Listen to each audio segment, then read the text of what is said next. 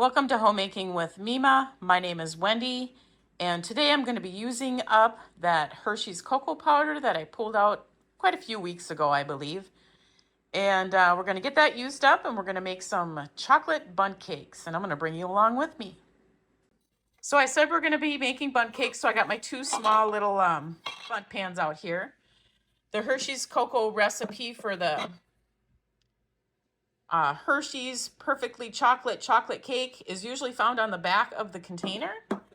I'm pretty sure you can find it online too if you don't have the actual Hershey's cocoa powder. I've got my eggs and vanilla here. I always put them together.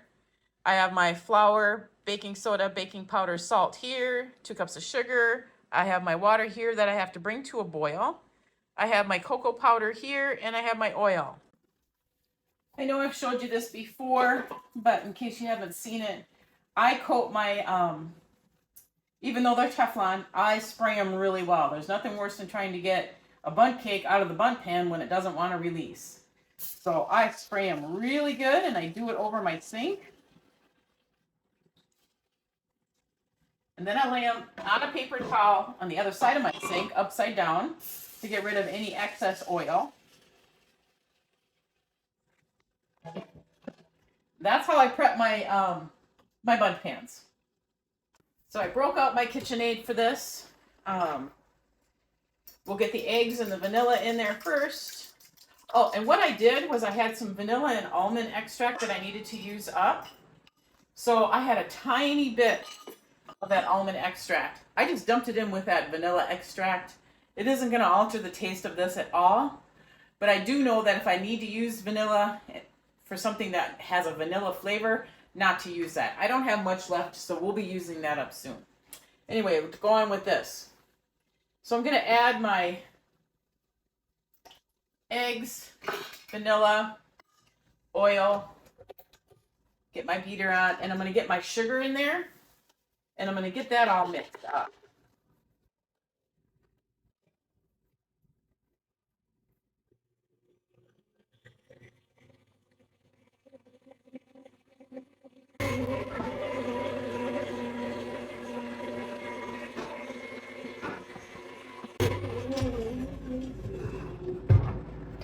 Now that I've got all that mixed up, I'm going to put in my flour, baking soda, salt, baking powder. I think I said that. Come here. Baking soda, baking powder. It has both of them in there.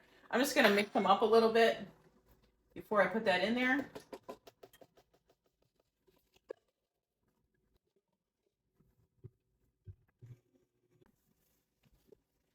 Okay, I stopped it. I'm going to be scraping it down a little bit.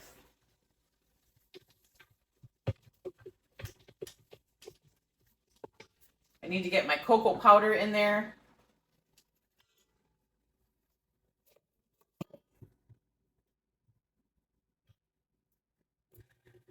And go slow with that because that cocoa powder is going to create a fog.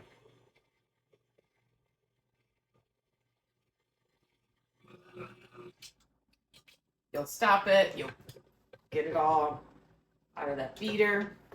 It will come together.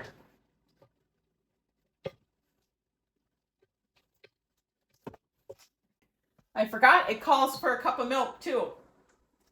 That's why it's so thick. So I'm going to put my cup of milk in there as well. It isn't going to alter it at all putting it in later.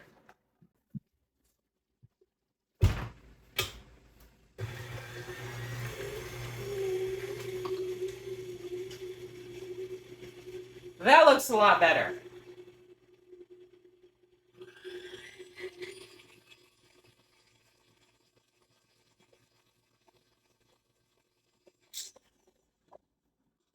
All right, I'm going to scrape down the sides.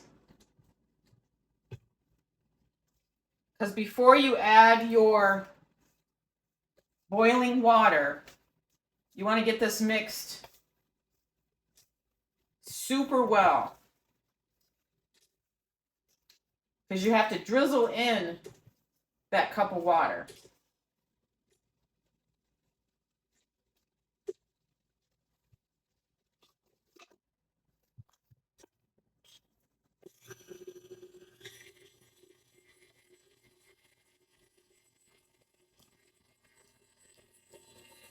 It looks way better than it did.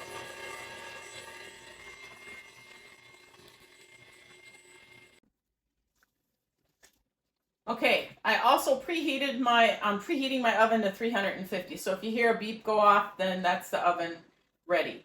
So now when you add this boiling water, you have to have this beater going really well. Not at high speed or you're gonna have a mess, but strong enough to incorporate air. So you're gonna slowly add in your hot water. And I mean slowly, or you end up with scrambled eggs because you've got eggs in there. But while the beater is mixing, it's also incorporating air to kind of cool it down some.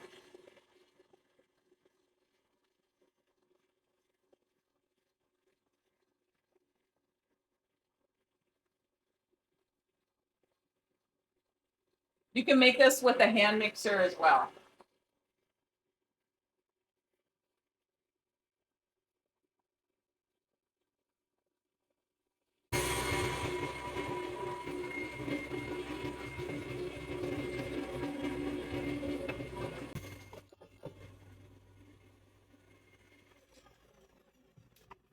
Scrape down the sides, which you really don't need to because now it's really liquidy. And I'll show you that.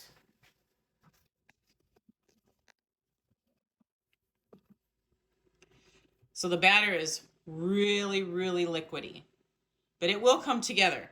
I promise you. Okay, so I moved over to the table. Let's give this one more good stir. Get anything that's at the bottom up.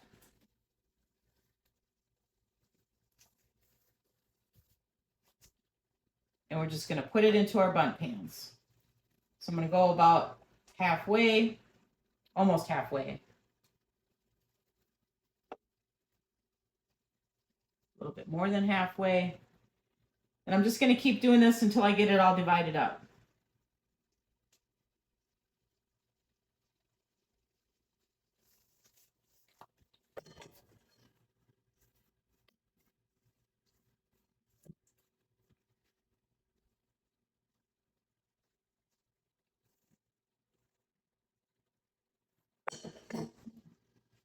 Okay, and then I kept a wash rag right here.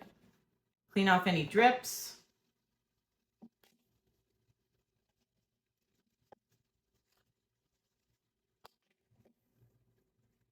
Clean up my table. All right, so the oven has preheated. And I'm going to get these into the oven.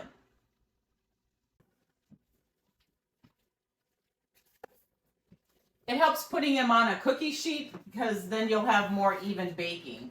And look how easy it is for me to get it into the oven. So these are supposed to bake for 30 minutes. So what I'm going to do is I'm going to set my timer for 15 minutes. And then I'm going to turn my whole pan around so that it gets even baking all the way around.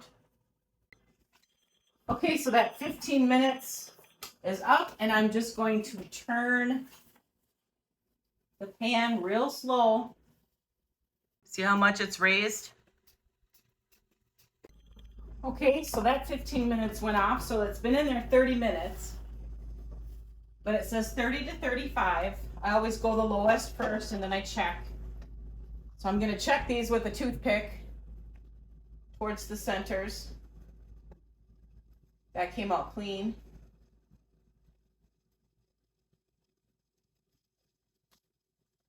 That one's good.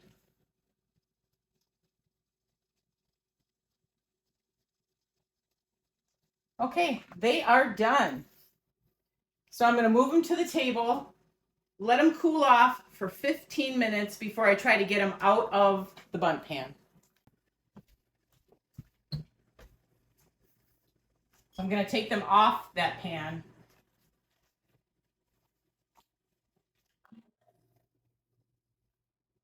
And let them cool before you try to take them out. Otherwise, it's still too hot. You're going to end up having some stickage. So let them cool for at least 10 to 15 minutes. I go 15. Okay, so that 15 minutes is up. And what I do is I just take my offset spatula, but you could use a knife.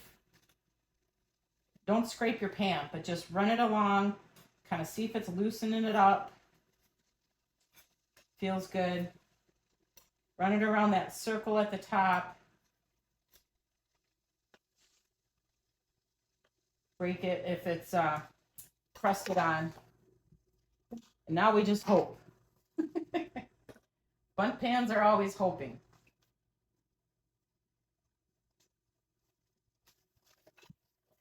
Do it so you can see a little better.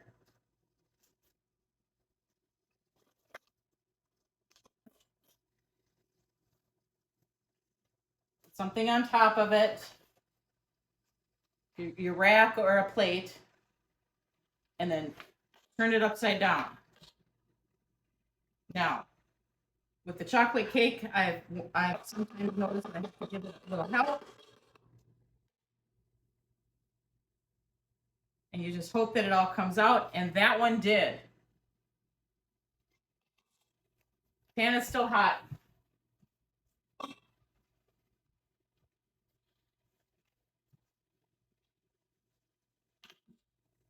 Now we'll do this other one. Like I said, I just take my offset spatula, just kind of see if it's loosened up from the sides, and this one looks like it has good. Run it around that centerpiece, make sure there's no baked on stuff holding it. And we do the same thing.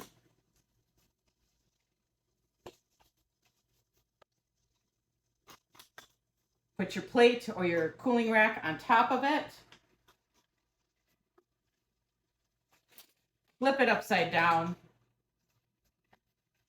And then like I did with that one, I have to just give it a good tap all the way around. And then hope that it lifted out. And that one turned out great too. That's the key to making sure that you spray, even these Teflon Bundt pans, you have to spray them good. I've had so many cakes stick to these. And so I have learned the hard way that you have to make sure you spray them really good, all the little crevices and corners, and then also cook it so that it's done. Sometimes if the batter isn't completely done, that's going to make it stick too. So here is the Hershey's chocolate bundt cake, and they both turned out really super nice. No sticking at all. So now they're going to completely cool. And then I'll save one out for us to eat for the next few days, but they still have to cool completely.